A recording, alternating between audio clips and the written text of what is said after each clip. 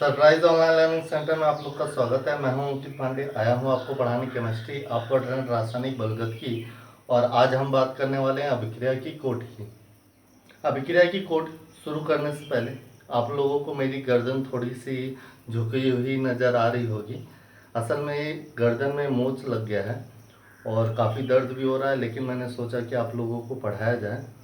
और ये मोच जो लगी, मैं कभी अपने घर पर वैसे जो हमारे गाय भैंस हैं, क्योंकि मैं गांव में हूँ और घर पे हूँ, और मैं कभी काम वगैरह नहीं करता था। और जो भी काम करते थे हमारे बुजुर्ग दादाजी हैं और चाचा जी, ये पूरा काम करते थे। तो असल में क्या हुआ कि चाचा जी की कमर में मोच आ गई थी। तो कल हमारे जो दादाजी थे, चूँकि बुजुर्ग हैं तो उनसे तो काम होगा नहीं, तो उन्होंने कहा कि अंकित, चाचा के लिए दिक्कत है, आप चलो वो गाय के खाने वाला जो चारा होता है, और उसे बरसिंग शायद कहते हैं, तो वो उठा लाओ। तो मैंने कहा ठीक है चलिए। हम खेत में गए, हमारे बाबा जी ने जो है पूरा काट के रखा हुआ था। अब वो तो थोड़ा दे रहे थे, मैंने कहा नहीं, इससे तो काम चलेगा नहीं, इसका दुगना रखो। और जब उन्होंने जो है दुगना रखा, हमने उठाया, उठा के ला के तो रख तो दिए, लेकिन वो एक तो बारिश, ऊपर से बारिश हो रही है, तो पूरा जो है चरी कहते हैं कि पूरा भीग गया था। और भीगने के बाद जब उसे हमने सर पर रखा तो हमारा गर्दन जो है वो पकड़ लिया। हालांकि हमने 2 राउंड लगा दिया, लेकिन अब मुझे तकलीफ़ हो रही है कि जो है गर्दन में प्रॉब्लम आ गई है। लेकिन फिर भी हम शुरू करते हैं, और मैं उम्मीद करता हूँ कि ऐसी अवस्था में भी मैं आपको अच्छे से समझा ले जाऊँगा। और अगर आपको अच्छे से समझ में आ जाए तो हमें कमेंट करके बताइएगा। आज हम बात करने वाले हैं अभिक्रिया की कोट की। अभिक्रिया की कोट। अच्छा, अभिक्रिया की कोट, इसके लिए हमने कल के वीडियो में बता दिया था कि अभिक्रिया की आणविकता और कोट में क्या अंतर होता है। आज हम इंडिविजुअल चलेंगे अभिक्रिया की कोट की। आज का वीडियो इसलिए भी देखिएगा और लास्ट का पार्ट इसलिए भी देखिएगा क्योंकि वहाँ पे मैं एक ट्रिक बताने वाला हूँ जिसकी सहायता से आपको ये पूरा वीडियो जो है अच्छे से समझ में आ जाएगा और अभिक्रिया की कोट का निर्धारण आ जाएगा कि आप कैसे अभिक्रिया की कोट निकालेंगे।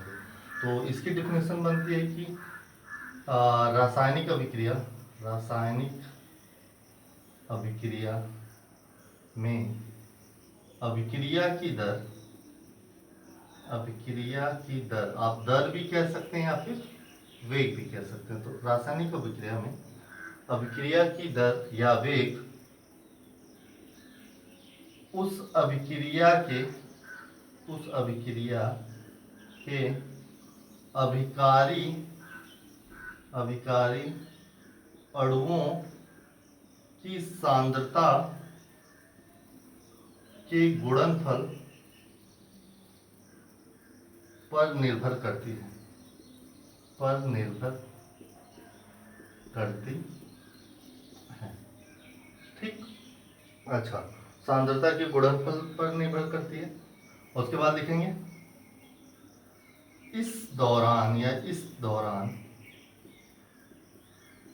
अभिकारी अणुओं की सांद्रता की घातांक लिए कि घातांक का कुल योग उस अभिक्रिया की कोट कहलाती। कोट वैसे रेट ऑर्डर भी कहते हैं इसे, रेट ऑर्डर के नाम से भी हम जानते हैं। अब देखिए, अब आप सोच रहे होंगे सर कि थोड़ा सा डिफरेंस है, सब इसके वर्ड में डिफरेंस है। मैंने जो पहले डेफिनेशन बताई थी उसका कुछ अलग शब्द था, इसमें कुछ अलग शब्द। देखिए, कभी भी आप जब परिभाषा बनाइए तो उस समय ये ध्यान रखिए कि आपको परिभाषा अपने नेचुरल बतानी। किताबों से ढूंढकर या किताबों से रट कर हम जो भी डिफिनेशन बनाएंगे वो केवल हमें एक बार याद होगा, दूसरी बार हम भूल जाएंगे। ये अपने स्वयं माइंड से बनाइए कि किताब से हमने पढ़ लिया, टीचर ने हमें बता दिया, अब हम उससे क्या समझते हैं, और जो समझते हैं वही हमें डिफिनेशन लिखना है। हमारा डिफिनेशन का भाव वही होना चाहिए, शब्द चाहे जो हो। तो देखिए मैंने किस तरीके से ये बताया हुआ है। अब जैसे हम ले लेते हैं कि माना एक अभिक्रिया है जिसमें पी मोल के ए अणु लगे हैं, ए अणु, बी अणु के क्यू मोल लगे हैं और सी अणु के आर मोल लगे हैं, और ये क्या बना रहा है? उत्पाद। उत्पाद से हमें कोई मतलब नहीं है, उत्पाद चाहे जो हो। अगर अभिक्रिया की दर वो जो है is proportional to active mass of A की power P into active mass of B की power Q into active mass of C की पावर और आर पर निर्भर करती है, तो देखिए सांद्रता गुणनफल पर निर्भर कर दिया, तो गुणनफल तो हमने करवा दिया। इस दौरान अभिकारी अणुओं की सांद्रता की घातांक का कुल योग, तो सांद्रता की घातांक, तो हमारा कोटि क्या बनेगा? तो हमारा कोटि बनेगा कि जो घात है वो p है प्लस q है प्लस r, इनका जो योगफल है वही हमारा क्या बन जाएगा? कोटि बन जाएगा। अब विशेष रूप से ये बात ध्यान देने लायक है यहाँ कि एक बात हम ये समझ जाएंगे कि अभिक्रिया की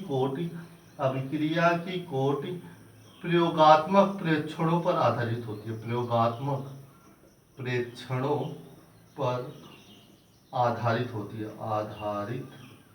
होती है। अब हम क्या करेंगे कि भाई हम ये देख के नहीं बता सकते कि वो अभिक्रिया प्रथम कोटि की है कि द्वितीय की शून्य कोटि, कुछ भी हो सकता है उसके कोटि का मान, वो प्रयोगात्मक परीक्षण पर आधारित है। और यही नहीं, भिन्नात्मक भी हो सकता है, ये हमने अंतर में तो बता दिया था।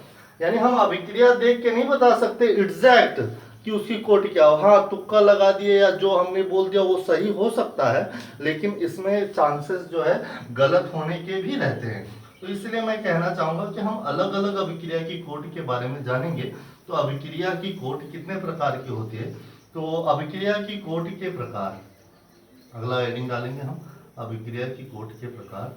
तो यहाँ पे हम 4 कोटि के बारे में चर्चा करने वाले हैं, जिसमें पहला है शून्य कोटि की अभिक्रिया। शून्य कोटि की अभिक्रिया, अभी शून्य कोटि की अभिक्रिया क्या होती है? तो इसका सीधी सी बात है भाई, कोटि शून्य कब होगी? जब सांद्रताओं के का जो घात का गुणन योगफल होगा वो क्या होना चाहिए? शून्य होना चाहिए, यानी सांद्रताओं की घात शून्य पर निर्भर करे। तो वह रासायनिक अभिक्रिया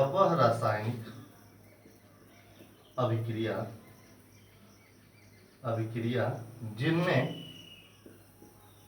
अभिक्रिया की दर अभिकारी अणुओं की सांद्रता की घात शून्य पर निर्भर करती है, शून्य कोटि की अभिक्रिया कहलाती है। क्या कहलाती है? शून्य कोटि की अभिक्रिया कहलाती है। यानी कि सीधी सी डिफिनेशन है हमारी कि अभिक्रिया की दर को किसके बराबर होना होगा? सांद्रता की घात शून्य के अनुक्रमानुपाती होगा या निर्भर करना होगा। अब देखिए यहाँ पे अभिक्रिया की, चूंकि गला दर्द करते करते गला बैठता भी है धीरे धीरे, अगर हमारा गला एक ही जगह पे रुक जाए ना तो बड़ा अजीब लगता है। खैर चलिए फिर भी मैं पढ़ाता हूँ आपको। तो अभिक्रिया, वह रासायनिक अभिक्रिया जिनमें अभिक्रिया की दर अभिकारी अणुओं की सांद्रता की घात शून्य पर निर्भर करती है, शून्य कोटि की अभिक्रिया कहलाती है। जैसे हम देख लेते हैं, चाहे कोई भी हो, जैसे अगर हम ए ले लें और वो उत्पाद बना रहा है, तो अगर ये शून्य कोटि की अभिक्रिया है तो अभिक्रिया की दर is proportional to active mass of क्या होना चाहिए? शून्य होना चाहिए। और यही नहीं, अगर हम a प्लस बी भी उत्पाद ले लें तो यहाँ पे भी अभिक्रिया की जो दर होना चाहिए वो क्या होना चाहिए? Is proportional to active mass of a की power 0 into active mass of b की पावर 0, क्योंकि 0 0 जुड़ेगा तभी तो घात जो है अभिक्रिया की कोटि शून्य कोटि की अभिक्रिया होगी। यही नहीं, हम कह रहे हैं कि यम ए प्लस यन बी प्लस ओ सी ले लिया हमने और वो उत्पाद बना रहा है, तो यहाँ पे भी अभिक्रिया की दर क्या होगा? अभिक्रिया की दर is proportional to active mass of A की power m into active mass of B की पावर यन, माफ करिएगा, एक्टिव मास ऑफ ए की पावर 0 इंटू बी की power 0 into active mass of C की पावर 0, यानी कुल मिला के घात कितने पर निर्भर करना चाहिए? शून्य पर निर्भर करना चाहिए। तो ये है कि अभिकारक कोई भी हो, अगर उसकी सांद्रता की घात शून्य पर अभिक्रिया की दर प्रोपोर्शनल टू है, अनुक्रमानुपाती है, समानुपाती है या निर्भर करती है, तो उस केस में वो हमारी अभिक्रिया कौन सी होगी, शून्य कोट की अभिक्रिया होगी। ये बात आपको ध्यान रखना है। अब सवाल उठता है कि शून्य कोट की अभिक्रिया के लिए वेग स्थिरांक का मात्रक, यहाँ पे लिखेंगे शून्य कोट के लिए अभिक्रिया, मम्मी हलचल भैया है,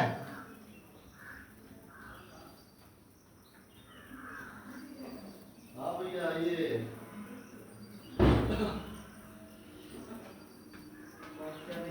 माफ करिएगा, तो कोई गेट पे आ गए थे तो फिर मुझे जाना पड़ा, तो कोई बात नहीं। हम बात कर रहे हैं शून्य कोटि के लिए अभिक्रिया।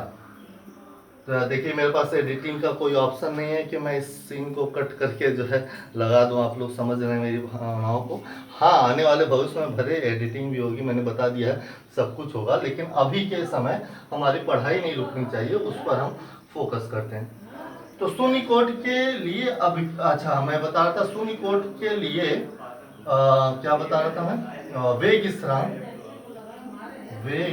स्थिरांक का मात्रक। तो शून्य कोट अब एक ही एग्जांपल से मैं मान लेता हूं कि मान लेते हैं ए जो है उत्पाद बना रहा है और कोई भी हो अभिक्रिया की दर is proportional to active mass of A की पावर शून्य। हमें 1000 रुपया दे दीजिए हलचल भैया को, माफ करिएगा थोड़ा डिस्टर्बेंस की वजह से। अभिक्रिया की दर is proportional to active mass of A की पावर 0। तो इस स्थिति में हम देखिए एक तो घात अगर किसी की भी शून्य हो जाए तो वो 1 हो जाता है, या फिर हम लिख सकते हैं अभिक्रिया की दर इक्वल टू, अब प्रोपोर्शनल टू हटेगा तो एक वेग स्थिरांक आ जाएगा जिसे हम कहेंगे के, और यही के हमारा क्या है, वेग स्थिरांक। अच्छा, इसके साथ और कोई क्यों नहीं आया, इसके साथ और कोई इसलिए नहीं आया क्योंकि घात शून्य होने पर वो गुणा 1 से हो जाएगा। तो हम कहेंगे कि वेग स्थिरांक की किसके बराबर होगा, अभिक्रिया की दर के बराबर होगा। अब वेग स्थिरांक अगर अभिक्रिया की दर के बराबर होगा तो वेग स्थिरांक का मात्रक भी किसके बराबर होगा, अभिक्रिया की दर के मात्रक के बराबर होगा। और हम जानते हैं कि अभिक्रिया की दर का मात्रक क्या होता है, mole litre inverse second inverse. तो हमारा वेग स्थिरांक के का मात्रक हो जाएगा, वही जो अभिक्रिया की दर का मात्रक होता है, mole litre inverse second inverse. ये हमारा हो गया। अच्छा, ये हो गया। अब इसके अलावा हम समझ लेते हैं कि भाई उदाहरण क्या क्या होंगे।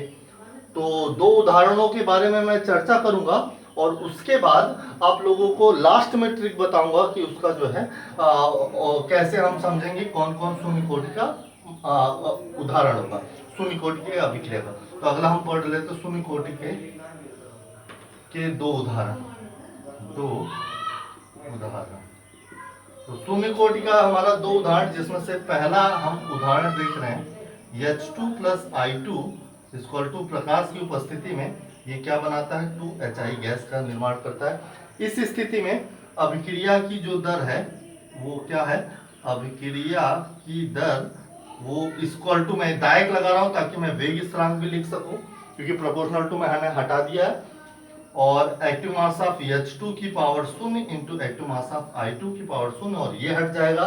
तो अभिक्रिया की दर किसी भी अभिकारी अणुओं की सांद्रता पर निर्भर नहीं करेगी।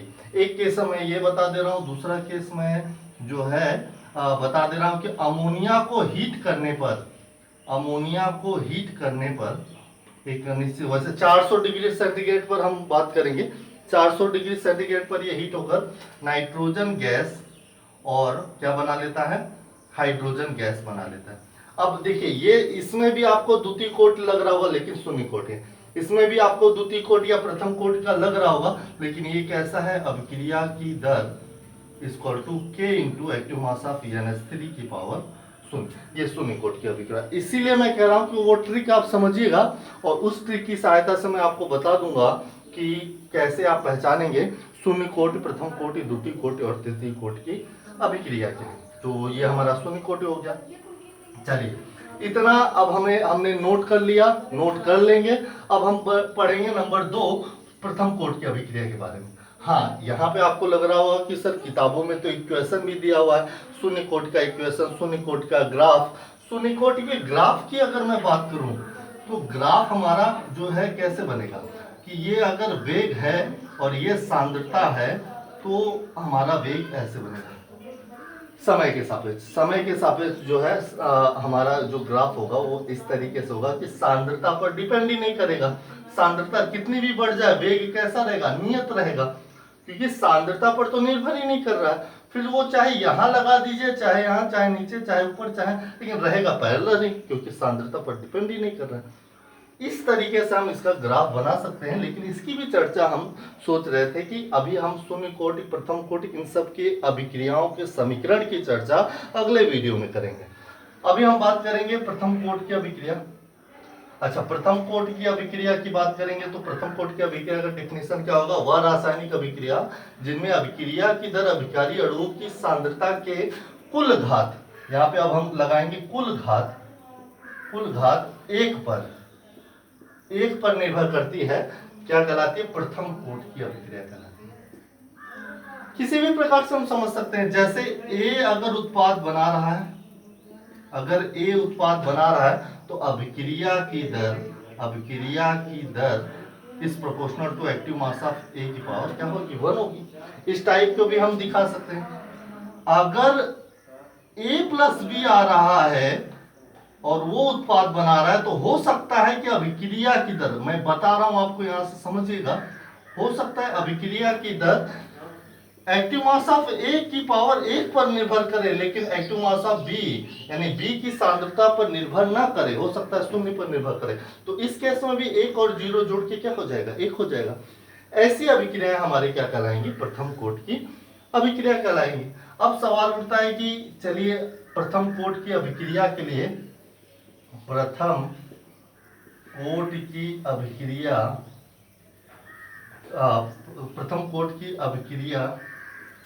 के किसकी बात हम करने वाले? वेग स्थिरांक के मात्रक। वेग स्थिरांक का मात्रक क्या होगा, इसके बारे में चर्चा कर लेते हैं। प्रथम कोटि की अभिक्रिया के वेग स्थिरांक का मात्रक क्या होगा? तो इस केस में हम कैसे समझेंगे? देखिए, यहाँ पे किसी एक अभिकारी अणु की सांद्रता के 1 पर ही निर्भर करेगा। मान लेते हैं मैं ए से उत्पाद ले रहा हूं और इस स्थिति में लेता हूं कि अभिक्रिया की दर is proportional to active mass of A की पावर 1, और यहां से प्रोपोर्शनल टू हटाऊंगा तो अभिक्रिया की दर इक्वल टू के इंटू, क्योंकि वेग स्थिरांक आ जाएगा, के इंटू ए, या फिर मैं लिख दूंगा कि के जो कि वेग स्थिरांक है, इसी का हमें मात्रक ज्ञात करना है, तो के जो होगा वो होगा अभिक्रिया की दर, या वेग भी आप कह सकते हैं, अपॉन एक्टिव मास ऑफ ए। तो अब इस स्थिति में कि वेग स्थिरांक का मात्रक क्या होगा? वेग स्थिरांक जो क्या है? के है का मात्रक वही होगा जो अभिक्रिया की दर का मात्रक होगा, mole litre inverse second inverse, है कि नहीं, बटा अब जो सांद्रता का मात्रक होगा मोल लीटर इनवर्स। अच्छा, इस स्थिति में देख रहे हैं कि इसका जो मात्रक होगा वो मोल लीटर इनवर्स कट जाएगा और इसका मात्रक क्या होगा? Second inverse. ये हमारा अच्छे तरीके से आ गया। इसका उदाहरण क्या क्या होगा, इसके उदाहरण पर हम चर्चा कर लेते हैं। देख लीजिए, हो गया। अच्छा, अब हम इसके उदाहरण पर चर्चा कर लेते हैं। तो प्रथम कोटि की अभिक्रिया का उदाहरण यह आपको लिखना होगा। मैं 2 उदाहरण के बारे में चर्चा करूंगा यहां। एक तो एथिल एसीटेट C2H5 या फिर CH3 C2H5 का जलअपघटन हम करेंगे, और हमारा बन जाएगा CH3COOH प्लस C2H5OH। इस स्थिति में अभिक्रिया की जो दर है, वो वास्तव में, यहाँ पे मैं इक्वल टू के लगा दे रहा हूं ताकि वेग स्थिरांक भी रहना चाहिए, वास्तव में किस पर डिपेंड कर रही है? एथिल एसीटेट पर, इसकी सांद्रता पर डिपेंड कर रही है, इसकी सांद्रता पर डिपेंड कर रही है, जबकि H2O की सांद्रता पर निर्भर नहीं कर रही है। H2O कितना भी हो उससे कोई फर्क नहीं पड़ेगा। तो इस केस में ये अभिक्रिया का जो है उदाहरण हो गया।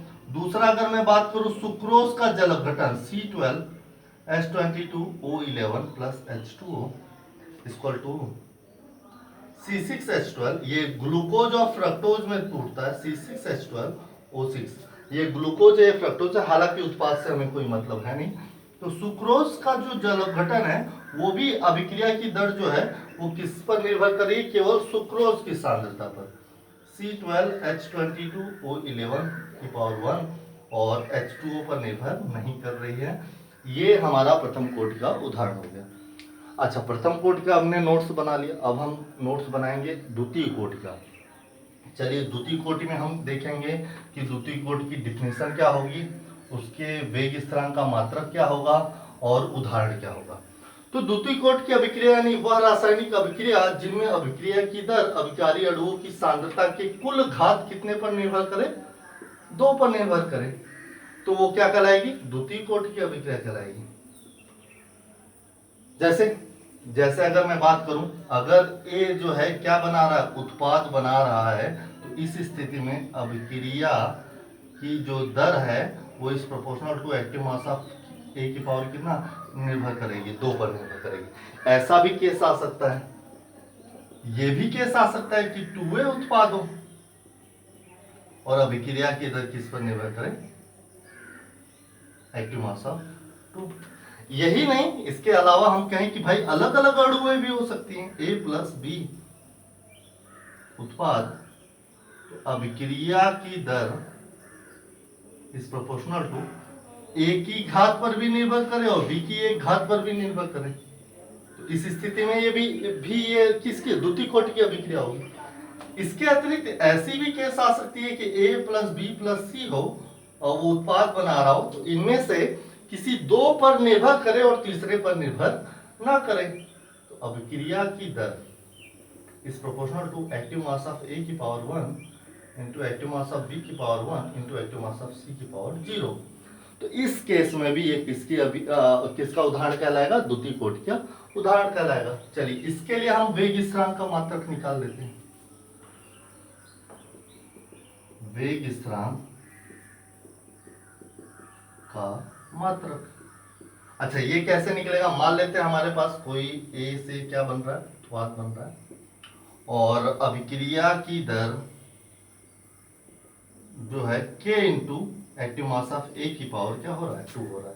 इस स्थिति में हमारा क्या होगा? K बराबर होगा अभिक्रिया की दर बटे एक्टिव मास ऑफ A की पावर 2, यानी इस पर निर्भर करेगा। तो वेग स्थिरांक K का मात्रक, वेग स्थिरांक K का मात्रक क्या हो जाएगा? अभिक्रिया की दर का मात्रक होता है mole litre inverse second inverse, और एक्टिव मास ऑफ A का मात्रक होगा मोल लीटर इनवर्स, लेकिन वो कितना है? पावर 2 है। तो हो सकता है कि ये मोल लीटर इनवर्स और एक घात घट जाए, एक घात बच जाए, तो उस स्थिति में मोल ऊपर चला जाएगा और मोल हो जाएगा mole inverse into litre inverse हो जाएगा लीटर इंटू सेकेंड इनवर्स। ये इसका क्या होगा? मात्रक होगा। अब इतना हमने कर लिया, तो चलिए इसके उदाहरण के बारे में भी चर्चा कर लेते कि इसके उदाहरण कौन कौन से होंगे। तो अगला हम बात करते हैं इसका उदाहरण। तो 2 उदाहरण मैं देने जा रहा हूं। एक मैं दे रहा हूं फिर से वही CS3COO C2H5 plus NaOH equal to, यहाँ पे मैं देने जा रहा हूं तो CS3COO प्लस C2H5OH। इस स्थिति में जो अभिक्रिया की दर है वो वेग स्थिरांक इनटू किस पर निर्भर कर रही है? CS3COO C2H5 की सांद्रता पर और NaOH की सांद्रता पर भी निर्भर कर रही है। इसके अतिरिक्त हम क्या करें? इसके अतिरिक्त अगर हम सुक्रोज की बात कर लूँ तो C12H22O11 प्लस H2O अगर एंजाइम की माफ करिएगा, अगर अम्ल की उपस्थिति में अब कार्य कर रहा है अम्ल, तो इस केस में ये क्या बनाएगा C6H12O6 प्लस C6H12O6। आप लोग कंफ्यूज होंगे, लेकिन कोई बात नहीं, जैसा मैं करवा रहा हूँ अभी करिए, आपको सारे केस अच्छे से समझ में आ जाएंगे। तो अभिक्रिया की दर क्या हो जाएगा हमारा K into active mass of C12H12। Sucrose की सांद्रता पर तो निर्भर करेगी, साथ में साथ H प्लस और H2O यानी H3O प्लस पर भी, जल अपघटन वाले जल पर भी जो है निर्भर करेगी कि वो क्या होगा। तो इस तरीके से ये हमने क्या जाना, द्वितीय कोटि की अभिक्रिया जानी। अब मैं तृतीय कोटि के लिए आपको होमवर्क दे रहा हूं, क्या क्या निकालना है, इसमें डेफिनेशन लिखनी है, डेफिनेशन आप अच्छे से लिख लेंगे। कैसे कैसे केस बनेंगे, पहले तो आपने डेफिनेशन लिख लेनी है, फिर कैसे कैसे केस में तृतीय कोटि की हो सकती है वो लिखना है, वेग स्थिरांक का मात्रक लिखना है, और चौथा उदाहरण लिखना है। ये आपका क्या है, होमवर्क है, मैं आपको होमवर्क दे रहा हूँ। इस होमवर्क को आपको लिख के हमें जो है हमारे पर्सनल नंबर पर व्हाट्सएप करना है, हम उसे चेक करेंगे, ठीक। अच्छा, ये काम हो गया। अब अगला क्या केस है आपका, कि सवाल उठता है जो इतनी देरी से आप इंतजार कर रहे होंगे, कि कैसे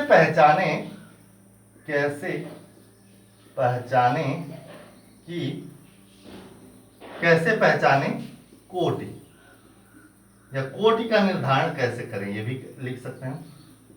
तो कैसे पहचाने कोटि, देखिए शून्य कोटि को दो तरीके से, हम शून्य कोटि की पहचान, मैंने पहले ही बताया है कि जो मैं बताने जा रहा हूं वो 80% अभिक्रियाओं पर लागू होगा, 20% में ये गलत भी हो सकता है। इसलिए कम से कम 80% वाले के लिए तो हम कंफर्म हो जाएं। जैसे अगर आपको 10 क्वेश्चन दिया गया तो डेफिनेटली 8 सही होगा, 2 गलत होगा, प्रायिकता के अनुसार से, प्रोबेबिलिटी के आधार पर। तो आप इसे समझ लीजिए, इस पे मैं बहुत ही विशेष कॉन्फिडेंस और वो नहीं करूंगा, ये मेरी अपनी निजी राय है। शून्य कोटि की पहचान हम दो तरीके से करेंगे। एक तरीका आपको करना है कि जो है आपका क्या होना चाहिए, हीट वाली अभिक्रिया होनी चाहिए। हीट यानी उष्मीय अपघटन। अगर उष्मीय अपघटन हो रहा है, उष्मीय अपघटन कैसे, जैसे हमने अमोनिया का कहा कि इसको हीट कर दिया जाए तो ये क्या बना लेगा, N2 + 3H2। तो अगर ऐसी कोई हीट अभिक्रिया हो रही है तो उस स्थिति में ये शून्य कोटि की अभिक्रिया होगी, यानी उष्मीय अपघटन वाली अभिक्रिया। दूसरा मैं बताऊंगा प्रकाश की उपस्थिति में अभिक्रिया। प्रकाश की उपस्थिति में अगर कोई अभिक्रिया संपन्न हो रही हो, जैसे H2 + I2 HNO, यानी प्रकाश की उपस्थिति, सूर्य प्रकाश की उपस्थिति में अभिक्रिया संपन्न होती है, तो ये कौन सी अभिक्रिया कहलाती है, शून्य कोटि की अभिक्रिया कहलाती है। इसके अतिरिक्त आप मेथेन + Cl2 का भी ले सकते हैं कि प्रकाश की उपस्थिति में मेथिल क्लोराइड + HCl बनाता है, तो भी ये कौन सी अभिक्रिया, शून्य कोटि की अभिक्रिया। तो ये शून्य कोटि की पहचान हमें दो टॉपिक से करनी, उष्मीय अपघटन और प्रकाश की उपस्थिति में। इसके अतिरिक्त अगर आपको प्रथम कोटि की पहचान करनी है तो सबसे पहले रेडियो एक्टिव अपघटन। अगर कहीं देख लीजिए रेडियो धर्मी अपघटन हो रहा है तो उस केस में ये प्रथम कोटि की अभिक्रिया होगी। दूसरा, एंजाइम की उपस्थिति में जल अपघटन। अगर एंजाइम की उपस्थिति में जल अपघटन होगा तो वो प्रथम कोटि की अभिक्रिया होगी। जैसे हमने कहा कि CH3COO C2H5 का जल अपघटन करना है, तो आप कोई भी एंजाइम लगा दें, अगर इस एंजाइम की उपस्थिति में जल अपघटन हो रहा है तो इस केस में क्या होगा, इस केस में ये प्रथम कोटि की अभिक्रिया कहलाएगी। इसी की सांद्रता पर निर्भर करेगी, H2O की सांद्रता पर निर्भर नहीं करेगी। ये बात आप अच्छे से समझ लीजिए। जैसे सुक्रोज C12H22O11 जल अपघटित होता है, इन्वर्टेज इनवर्टेज एंजाइम की उपस्थिति में C6H12O6 प्लस C6H12O6 बनाता है। अगर इन्वर्टेज की उपस्थिति में अभिक्रिया हो रही है तो केवल सुक्रोज पर ही जो है सांद्रता पर निर्भर करेगा, H2O पर नहीं, यानी अभिक्रिया प्रथम कोट की होगी। ये केस हमने प्रथम कोट के लिए समझा दिया। अब हम बात कर लेते हैं द्वितीय कोट के लिए। किसके लिए बात कर लेते हैं? द्वितीय कोट की पहचान। तो द्वितीय कोट की पहचान आपको कैसे करनी है? ये अम्ल या क्षार, याद रहे, अम्ल या क्षार की उपस्थिति में जल अपघटन। अगर अम्ल या क्षार की उपस्थिति में जल अपघटन हुआ तो ये द्वितीय कोट की अभिक्रिया होगी। जैसे CH3 COO C2H5 का जल अपघटन हमें करना है, किसकी उपस्थिति में? अन्य और क्षार की उपस्थिति में। इस स्थिति में ये क्या बनाता है? ये बनाता है CH3 COO प्लस C2H5OH। अब यहाँ पे जो अभिक्रिया की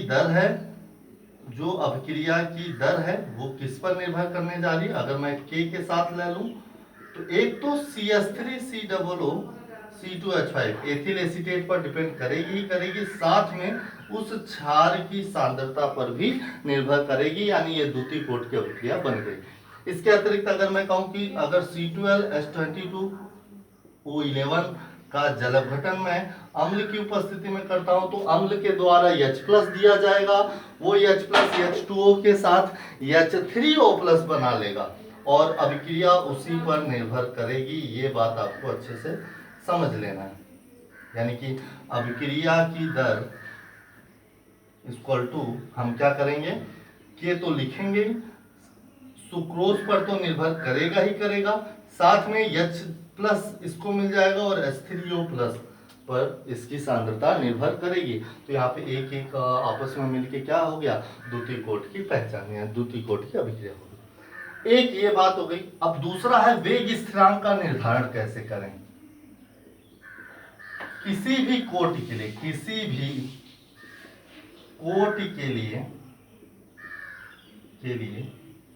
वेग स्थिरांक का निर्धारण के मात्रक की पहचान कैसे करें? किसी भी कोट के लिए वेग स्थिरांक के मात्रक की अगर आपको पहचान करनी है तो मैं बहुत ही इजी स्टेप दे रहा हूं, आपको लिखना है वेग